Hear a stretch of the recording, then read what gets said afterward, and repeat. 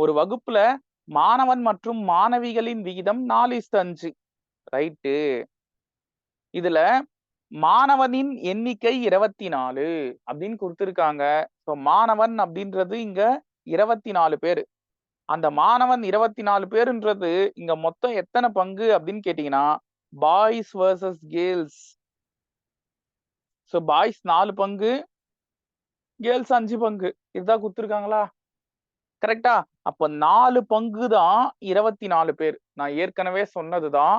ரேஷியோல ஒரு நம்பர் இருக்குன்னா, அது 4னா 4 இல்ல, 5னா 5 இல்ல, 4ன்றது 4 பங்கு, 5ன்றது 5 பங்கு. சரியா? அப்போ பாய்ஸ் இங்க 4 பார்ட்ஸ் இருக்காங்க. 4 பேர் இல்ல. சரியா? 4 பார்ட்ஸ் இருக்காங்க. கேர்ள்ஸ் இங்க 5 பார்ட்ஸ் இருக்காங்க. 5 பேர் இல்ல. ஓகேவா?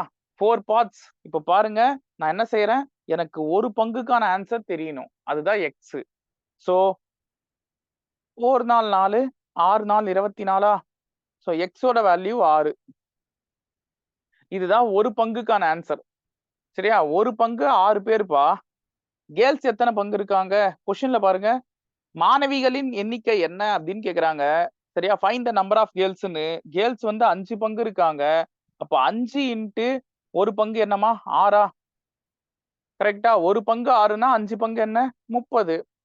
சோ அந்த வகுப்பில் உள்ள மொத்த மாணவிகள் கேர்ள்ஸ் வந்து பாத்தீங்கன்னா 30 பேர்.